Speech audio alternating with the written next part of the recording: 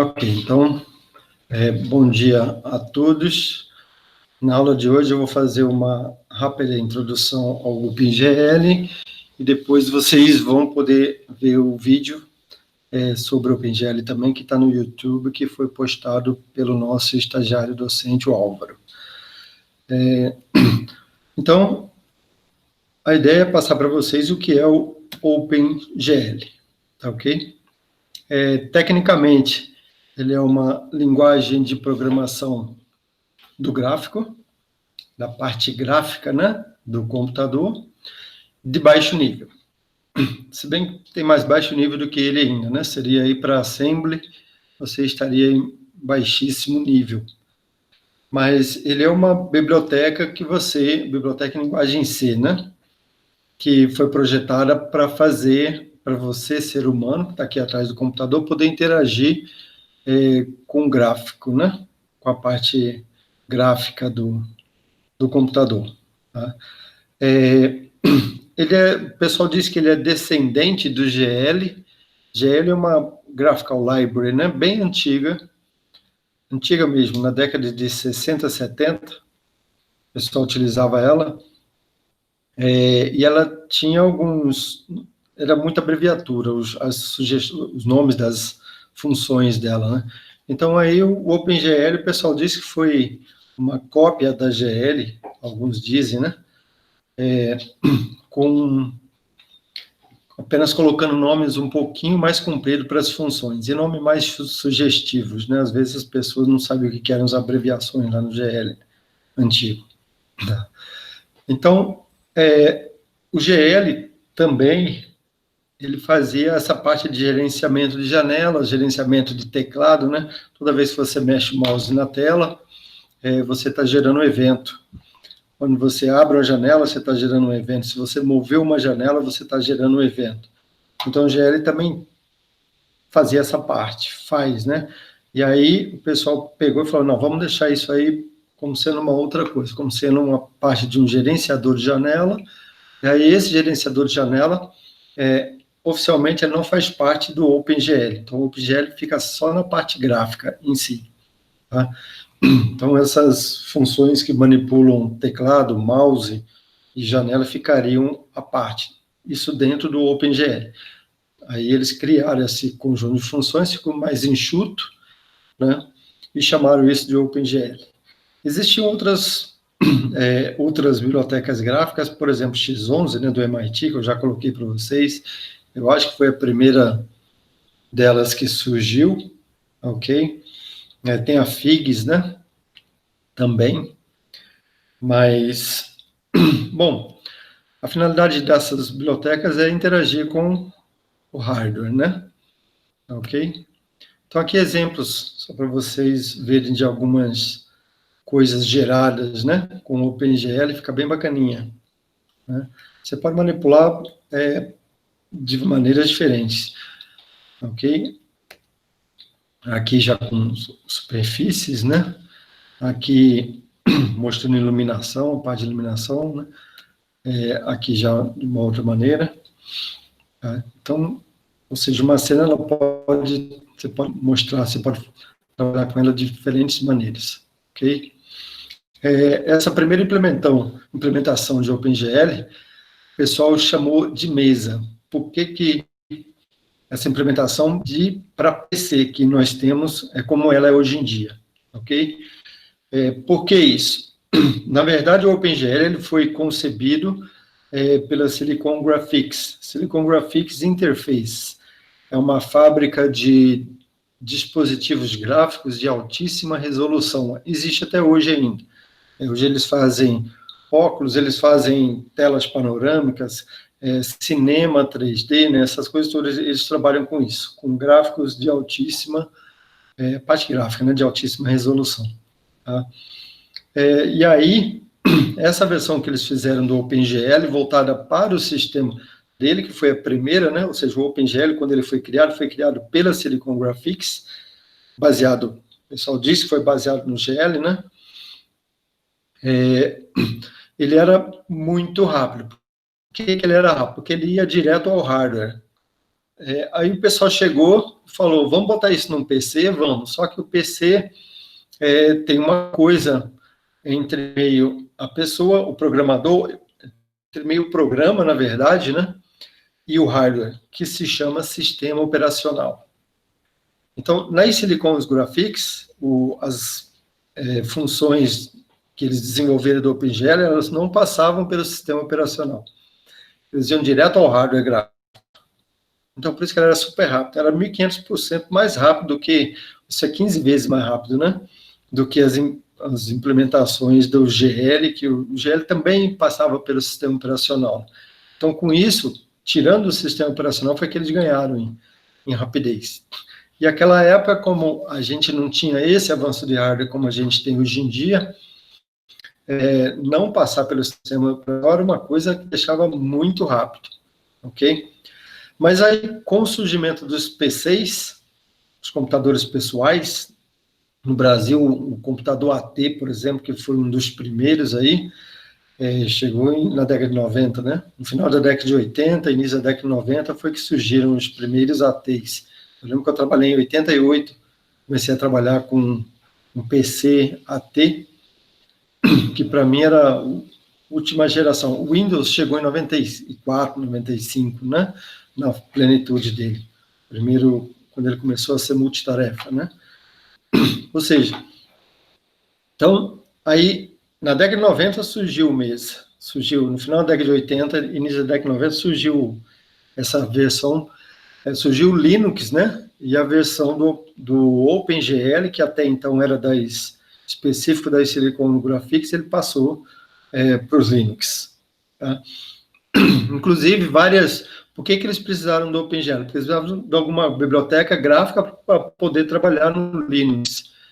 E aí escolheram o OpenGL para não ir para o X11, foi desenvolvido pelo MIT, porque o X11 era uma coisa ele é muito grande, muito pesado. E o OpenGL não, o Mesa, né? Na versão original ele ficou um pouquinho mais leve, né? Principalmente que ele não tinha a parte de gerenciamento de janelas, tá? Apesar disso, existem funções que foram acopladas depois. Existe uma outra biblioteca, né, que não faz parte do OpenGL oficialmente, que é usada para isso, fazer o gerenciamento de janelas. Então, essa é mais ou menos a história aí do OpenGL. Como é que ele surgiu? Hoje em dia, ninguém fala mais em Mesa. Né? Hoje em dia é o OpenGL e pronto, todo mundo já sabe que se trata da versão para Linux, e a Silicon Graphics já não faz mais caso disso, né? Não faz mais conta disso, não. Ok? Então, mais ou menos a história. Como é que ele funciona? Bom, dentro do OpenGL nós temos um conjunto de variáveis de estado. O OpenGL ele é uma biblioteca, a gente chama de orientada a eventos. Acho que vocês já ouviram falar orientação a objeto, né? Pronto, o OpenGL ele é orientado a eventos. O que significa isso? Se tiver algum evento para processar, ele processa aquele evento. O evento entra numa pilha, né? Essa pilha tem prioridade, claro, você pode estabelecer um evento mais prioritário do que o outro, se você quiser, pode mudar a prioridade do evento, né? E aí o OpenGL, esse conjunto de variáveis de estado, né, que tem lá a gente chama isso de uma pilha de estados, o OpenGL os eventos que tiverem, né, o OpenGL, o gerenciador, né, ele vai executa. Então, esse modelo aqui é um pouquinho diferente do modelo tradicional que vocês têm, ok? Agora, em si, para você gerenciar um evento, o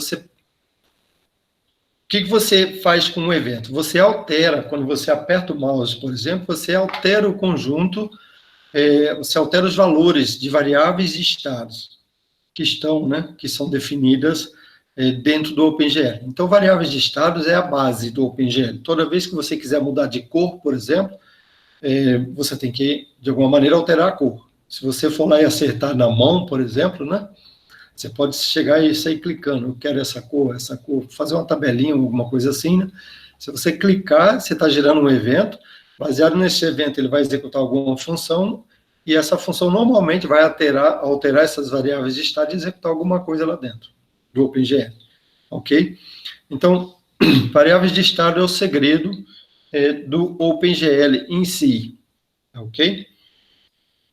Alguns parâmetros que você consegue alterar a cor, parâmetros de visualização corrente, lembra das matrizes de transformações, né, que eu falei que tem duas pilhas, na verdade tem mais de duas matrizes dentro, né, do OpenGL, mas você tem duas pilhas que você consegue manipular. Por que a gente chama de pilha de matriz? Porque uma vez que você, se você quiser recuperar de baixo, né, você empilha, e se você quiser recuperar a de baixo, você desempilha, joga o que está no topo da pilha fora, né? Você aproveitaria de baixo. Isso para você não ter que recalcular, por exemplo, para não ter que multiplicar pela inversa, alguma coisa assim, é mais fácil você só fazer uma cópia da matriz e depois retornar ela, em alguns casos. Ok? Bom, outros parâmetros são largura de linha, tipo de final da linha, né? Bom, tem vários parâmetros aí de objetos, né? O KD, o KS, tudo isso você consegue alterar também, tá? Em tempo de execução. Quer dizer, você tem que prover, né? Maneiras dentro do seu programa de fazer essas alterações. Então, é assim que ele funciona. Se eu quiser, por exemplo, gerar um objeto de uma determinada cor, eu vou e altero a cor e mando, a partir dali, tudo que eu fizer, que eu mandar imprimir, que eu mandar plotar, que eu mandar jogar na tela, ele vai jogar daquela cor, né?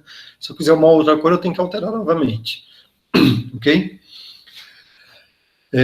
Por exemplo, o estilo de shading, que é uma coisa que a gente vai ver mais à frente. O default é flat do OpenGL. Se você quiser, você pode mudar para outros. Ok? Tá, então como é que funciona o gerenciador de janelas em si? O gerenciador de janelas ele é baseado em eventos, como eu disse, né? E esses eventos permite você executar alguma coisa, ok? Permite você executar, por exemplo, se eu não tiver, inclusive um dos eventos pode ser eu não fazer nada. O fato de você não estar fazendo nada é um evento. Nessa hora, por exemplo, eu posso botar um quadradinho girando. Se não está fazendo nada, o quadrado gira para a direita. Se está fazendo alguma coisa, se eu clicar o mouse, botão esquerdo, por exemplo, nessa hora eu gerei um evento, isso é que é o evento, e aí o que eu faço? Eu boto o quadradinho para gerar para o outro lado. E seria o tratamento para esse evento, né? Então, esse tratamento de evento em si, ele está fora do OpenGL. Ele não faz parte, ele faz parte do que a gente chama de GLUT, que é uma terceira biblioteca que vem junto com o OpenGL, ok?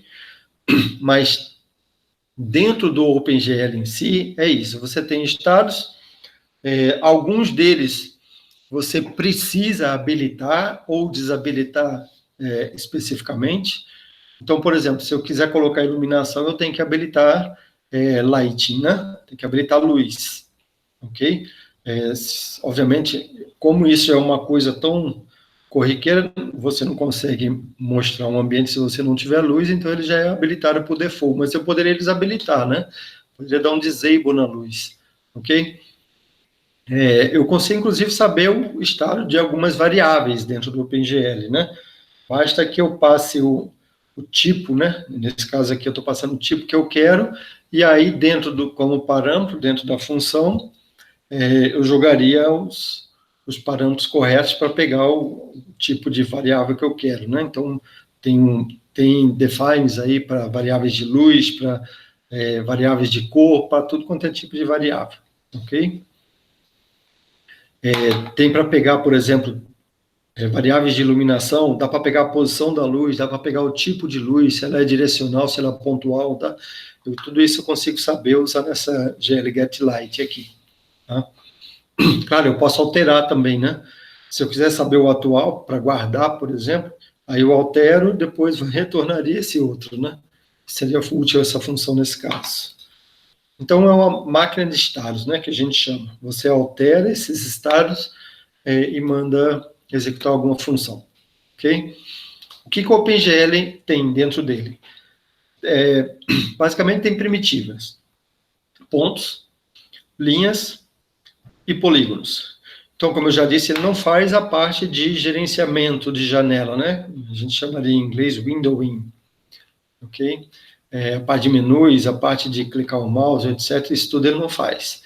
Só que vem a biblioteca Glut, junto com o OpenGL, que formalmente ela não faz parte do OpenGL, mas ela vem junto com o pacote. Que ela faz, ela dá para a gente fazer com ela, pelo menos o básico. Não dá para mim criar sliders, aliás, né? Menuzinho correndo na tela, né? Não sei o quê. Não dá para mim criar coisas mais rebuscadas, que, por exemplo, Xforms, ou Python, FLTK, TSLTK, Qt4 e vai. Esses softwares, a gente já considera, alguns deles a gente chama de software, né? O Qt4, por exemplo, a gente fala o software Qt4, apesar de que ele é uma biblioteca também, né? Essas aqui conseguem fazer isso. Mas o Glut, para o que a gente vai fazer aqui na disciplina, ela é mais do que suficiente, ok? Eu não estou interessado no menu, se está bonitinho, se você foi, né, fez uma carinha legalzinha da tua janela, não. Eu estou interessado no que tem dentro da janela de visualização. É isso que a gente está interessado aqui na disciplina, ok? Até agora a gente trabalhou para isso, né, para jogar objetos, jogar representações matemáticas, produzir imagens a partir disso, né? Então, o que me interessa é a imagem, o conteúdo da janela em si, não a maneira como você vai gerenciar, ok? Bom, apesar disso, se vocês quiserem usar, né, nos programas de vocês aí alguma dessas, fiquem livres para isso, tá? Mas eu não vou considerar na hora de avaliar o trabalho. Nós não iremos considerar na hora de avaliar o trabalho final, ok? Legal. Como é que funcionam as coisas no OpenGL? Eu vou tentar explicar tudo aqui e vou pular os próximos slides para a gente ir para o vídeo. Vamos ver se eu consigo me lembrar de tudo também. Bom, basicamente a gente tem dois tipos de dados que são tratados no OpenGL. Se vocês olharem aqui no final, vocês vão ver frame buffer. Ok, então tudo vai terminar lá no frame buffer, né? Significa que daqui para trás, isso aqui ocorre em memória, na memória do computador, né? Ok? Então, o OpenGL se encarrega de, ou você cria variáveis para isso tudo aqui, ok? Mas o OpenGL tem muita coisa que ele se encarrega aqui.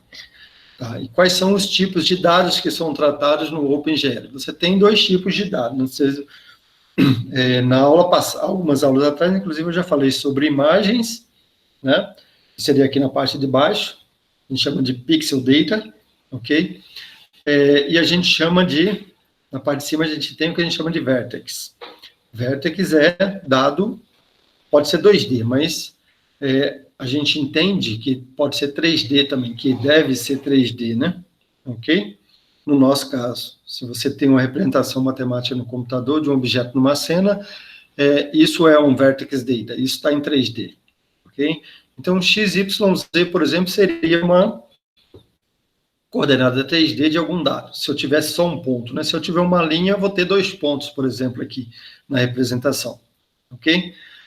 Bom, não importa se esses dados forem vertex ou se forem pixel, se forem vetor, né? Forem array, ponto, etc., ou se eles forem pixels.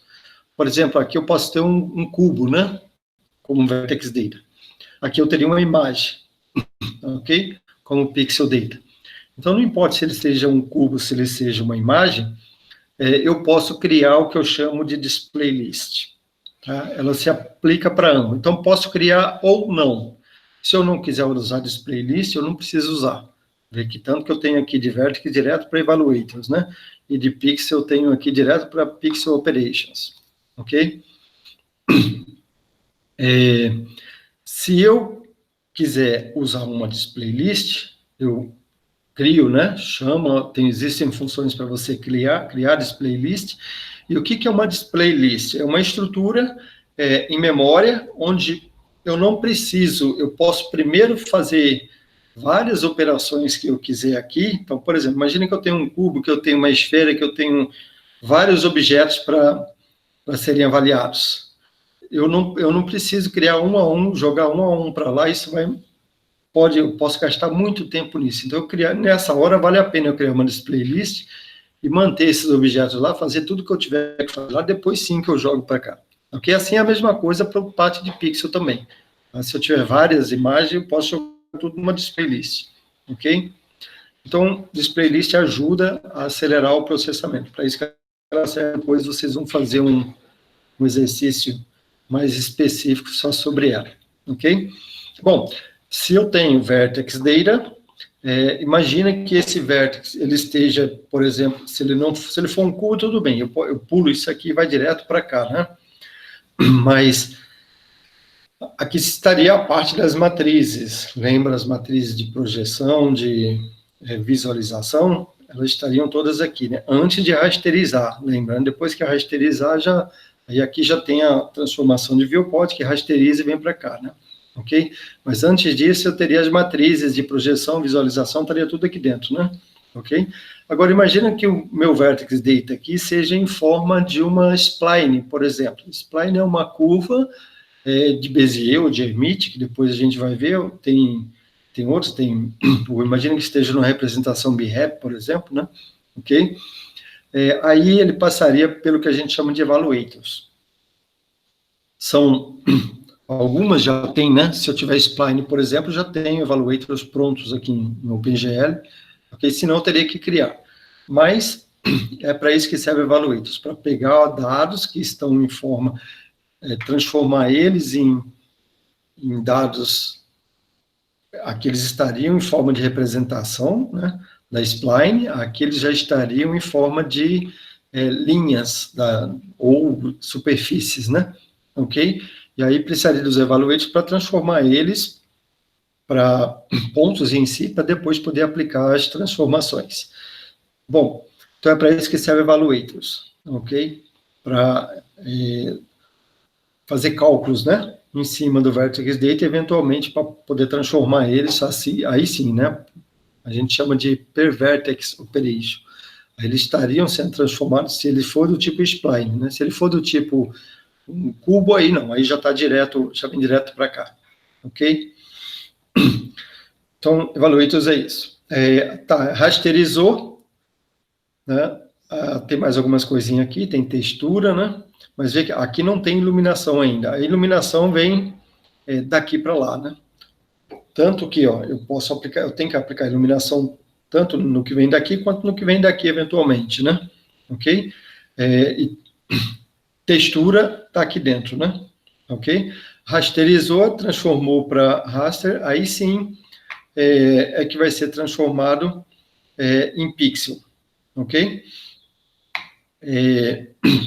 Eu tenho textura aqui, tenho aí a montagem, textura assembly aqui dentro. Então, imagina que eu tenho Vertex 3D e aplico textura nele, é diferente aí, né?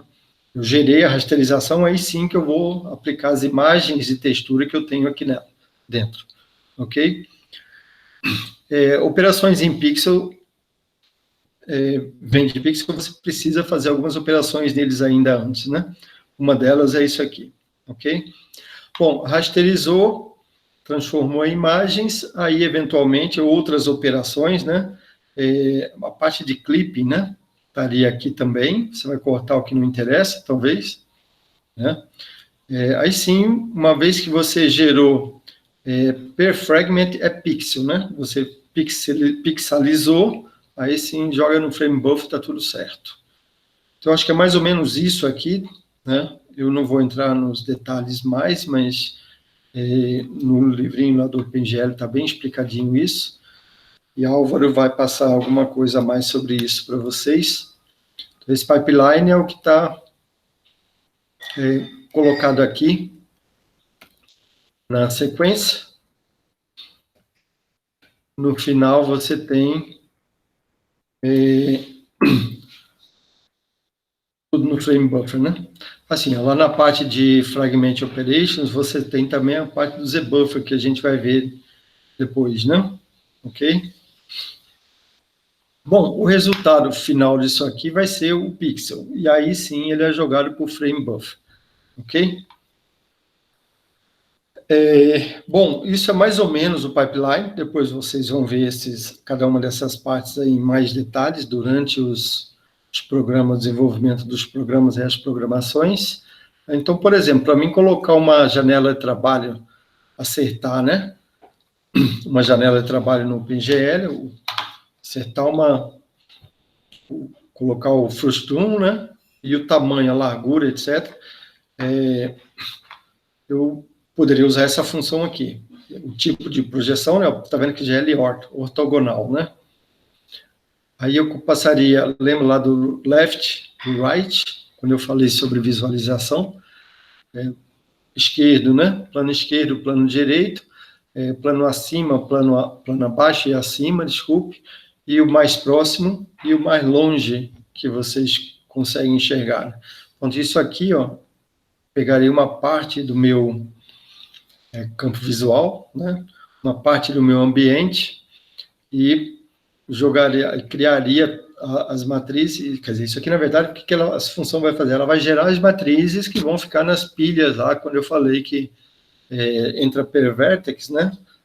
Lá no vertex operation, na parte de cima, ok? Por exemplo, aqui eu tenho plano esquerdo em 0, plano direito em 100, plano inferior em 0, plano superior em 100, e eu consigo enxergar de -1 até +1. Isso aqui seriam coordenadas de mundo, né? Ok? Bom, deixa aí depois a gente vai voltar a ver esse nearly far direitinho, ok? Para limpar uma janela, por exemplo, eu preciso de 2 comandos. Esse comando aqui, ele ficaria, eu posso colocar ele numa função global, uma função de inicialização, né? O que eu estou dizendo aqui? Eu estou dizendo que a cor de apagar a tela, por exemplo, né? Ela esse R, esse G, esse B e esse alfa, ok? Inclusive o alfa, lembra lá o alfa é transparência, né? O alfa vai ser 0 se a sua superfície for opaca, né? Então, ok? Se ela for transparente, aí ele vai ter valores diferentes de 0. Sendo que esses valores R, G e B, no OpenGL, eles são normalizados. Então, por exemplo, se eu quiser, eu sei que a gente tem um RGB, como a gente já viu lá atrás, né, entre 0 e 255. Então, o que eu tenho que fazer? Eu tenho que pegar o valor que eu quiser da cor, entre 0 e 255, e dividir por 255 para poder botar nessa função aqui. Ok? Cada um dos 3 eu tenho que fazer isso. Inclusive o alfa também, né? Tá? Então, lembrando sempre que aqui são cores normalizadas. Esses valores devem estar entre 0 e 1. Se eu tivesse 1, 1 e 1, por exemplo, eu teria a cor branco, ok? Se eu tiver 0, 0 e 0, eu tenho a cor preto. Então, quando eu crio essa função aqui, quando eu jogo essa função logo no início do meu programa, em algum lugar eu vou colocar essa função, eu estou dizendo que a cor que o buffer vai ser apagado é dessa cor aqui, ok? Então, se eu colocar 0, 0, 0, eu vou estar apagando da cor preto, ok? Aí, toda vez que eu chamar essa função glClear, ele já vai lá, recupera essa cor e joga na janela toda sua, tá? Então, veja aqui, eu tenho que passar qual é o buffer que eu estou apagando. Nesse caso aqui, o buffer de cor, ok? Lembra quando eu falei de dizer buffer para vocês, que a gente tem um buffer de profundidade? Pronto, eu posso colocar aqui depth buffer bit também, né? Nesse caso, eu apagaria esse buffer de profundidade. Apagar o buffer de profundidade seria jogar todos os valores para infinito. Depois a gente vai ver isso quando a gente vê um dos algoritmos de visibilidade aí, que é o ZBuffer, ok? Então, é isso. Eu tenho que ter... Veja que o que eu fiz aqui foi acertar, né? Lembra que daquelas variáveis de estado? Eu acertei a variável de estado que refere-se a apagar a buffer, né? Eu estou dizendo que eu vou apagar da cor preto, se eu colocar tudo em 0, 0, 0. Ok? Para estabelecer uma cor, por exemplo, vocês vão ver isso no vídeo de Álvaro bem tranquilo, ok? Que na sequência eu vou liberar para vocês. Tá? Só passar aqui a sintaxe dos comandos em OpenGL. A sintaxe é a seguinte, você tem um GL, certo? Como primeira, isso aqui faz parte, quando você vê GL, você já sabe que é OpenGL, ok? Aí você tem o nome do comando, propriamente dito, tá? Então ali no caso nosso anterior aqui, o nome do comando é color, ok? Aqui no outro anterior é clear color, tá? Aí vem um número, esse número pode ser 2, veja que isso aqui está como opcional, né? Tudo aqui para frente é opcional. Posso não colocar nada, como era o caso lá daquelas funções. Mas, se eu colocar alguma coisa aqui, vai ser um número, tá? Depois vai ser uma letra, depois vai ser uma outra letra, que é V.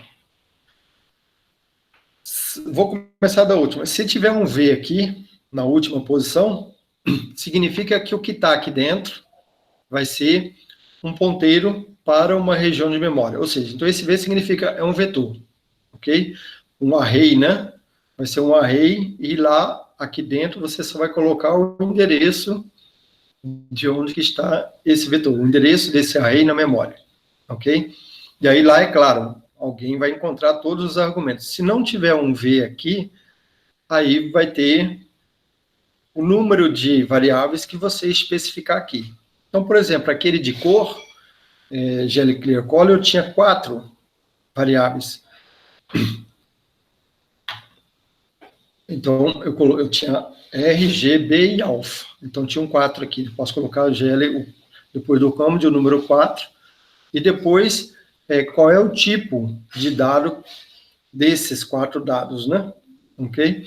Então, os tipos podem ser short, né? Unsigned char, pode ser inteiro, float, double, tem alguns outros além desse, ok? Mas, basicamente, é essa a sintaxe dos comandos em OpenGL. Então, primeiro as duas letras, né? GL, depois o nome do comando, depois um número. Se eu tiver só duas, se for em 2D, por exemplo, eu só tiver X e Y aqui, né? O comando de mouse, por exemplo, provavelmente eu só preciso de X e Y, ok? Alguns comandos de mouse. Só a posição na tela, né? Dele. Então, seria 2 aqui, né? Ok? O tipo, se for mouse, por exemplo, pode ser short, né? Ok? Mas se eu tiver um comando de um ponto, colocar um ponto na tela, por exemplo, esse ponto estiver em 3D, eu teria 3 aqui.